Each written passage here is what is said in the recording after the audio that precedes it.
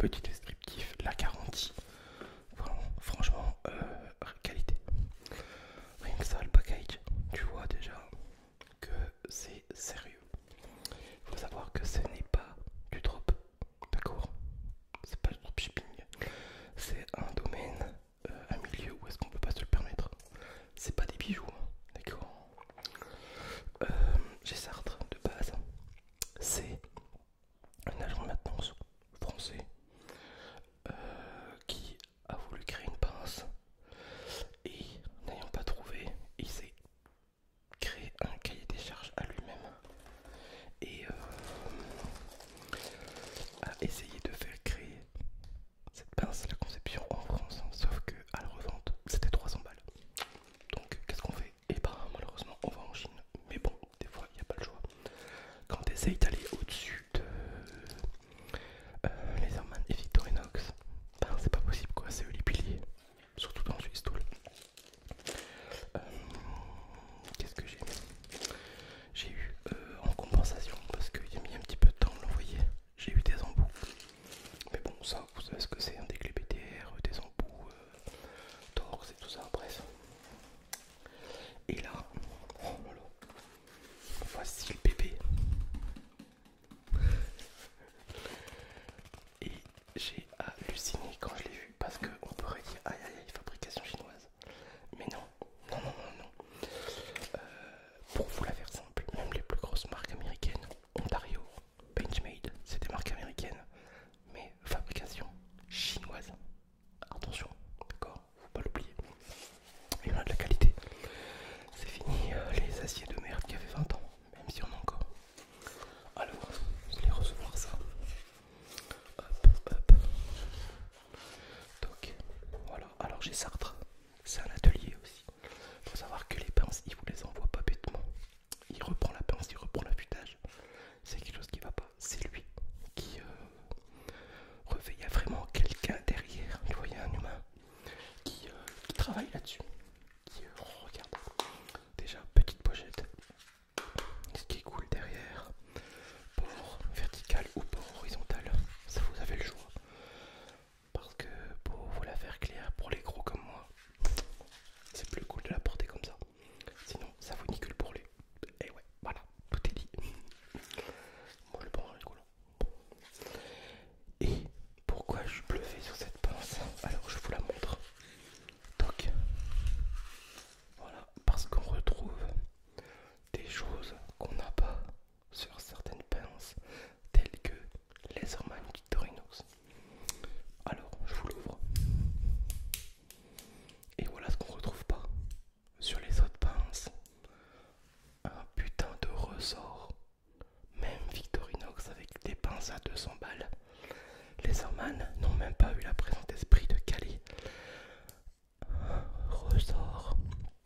Et moi, qui a déjà eu une pince de Laserman en possession il y a quelques années, je m'en souviens une fois que j'ai dû m'en servir toute la journée. Je peux dire qu'à la fin de la journée, ta main elle souffre. Waouh.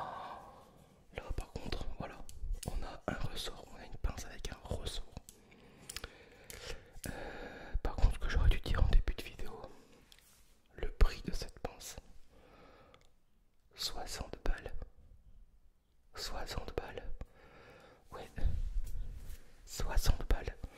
On n'est pas sur une pince à 200 € de chez Victorinox, ou alors minimum 140, ni sur un Laserman Bond à 100 balles. Voilà. On est sur une pince française, fabrication chinoise, à 60 balles. Qu'est-ce qu'on va retrouver sur cette pince? Déjà, la particularité, hop, je vous la referme, c'est qu'on va tout retrouver à l'extérieur. D'accord, alors voilà, je vous la montre un petit peu dans le détail. Toc, hop, elle fait son poids, elle fait 400 grammes avec l'étui et les petits embouts qu'il y a devant. Vous voyez les petits embouts, mais bon, ça on va dire, on s'en fout. Voilà, il y a du torx, il y a du cruzy, il y a des petits embouts. Bref, mais l'étui déjà fait qualité, fait très qualitatif. On va retrouver, hop, la petite scie à bois, d'accord. Hop, bien sûr,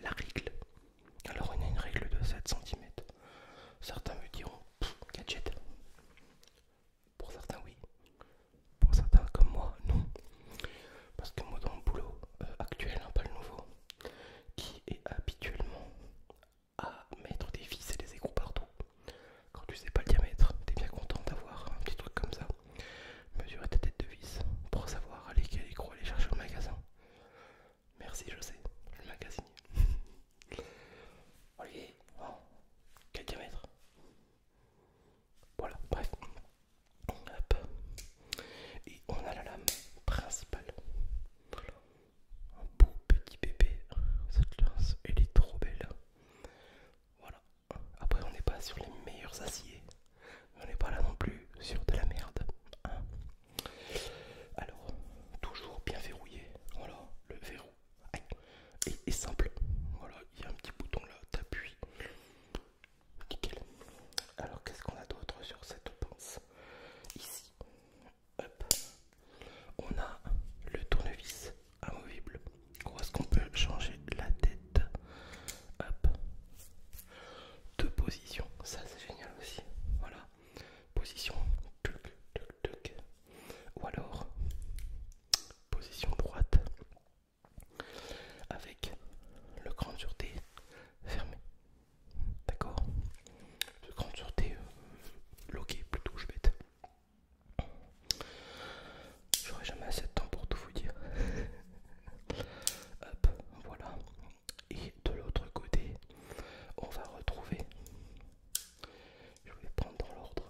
Hop, on a le petit ouvre-bouteille. Le. Comment on appelle ça pour les bouteilles en ferraille? L'ouvre-boîte. L'ouvre-boîte. Voilà. En même temps, dessus, ici, on a un tout petit tournevis, 3 mm je crois. Et ici, ça se voit très très peu. On a, hop, ici, un dénudeur. Un petit dénudeur bien sympa qui est rudement affûté. De toute façon, je vous ferai un retour. Cette pince, je vais l'utiliser maintenant. Je ne l'ai pas utilisé jusqu'à temps que je fasse la vidéo. Je l'ai reçue avant-hier. Voilà. Après, ici, on a quoi? Aïe, il faut des ongles. Et on entend bien le ressort. C'est ça que j'aime bien. Qualitatif. On reconnaît une pince et un couteau. Plus ou moins qualitatif au ressort. Ça se pique. Et toujours avoir un peu de jeu. C'est important le jeu. Pas beaucoup non plus. Ça, c'est mon papa qui m'expliquait ça, il est ajusteur. Hein, donc, et là, on est sur un poinçon alésoir. Poinçon alésoir. Et il est affûté, le truc. C'est dingue. Et sur tout le long, avec une sacrée pointe d'ailleurs. Eh ouais, oh purée. C'est dingue. Après, on retrouve pareil le petit pédane avec en même temps le décapsuleur. Donc, je sais pas si vous voyez bien. J'ai pas un objectif super. Donc voilà. Et c'est tout. Après, quand tu ouvres ta pince, forcément, ouais, purée, c'est lourd, c'est qualitatif. On voit bien les ressorts, ils sont bien à stock. On a ce ressort, c'est génial, sérieux, c'est super bien fait quoi. Et elle est bien finie. On a la pince coupante, on a l'écrou, et puis après on a la pointe ici. Des fois pour rentrer un truc et ouvrir, tel que des portes de sécurité ou divers quoi. Qu'est-ce dire de plus?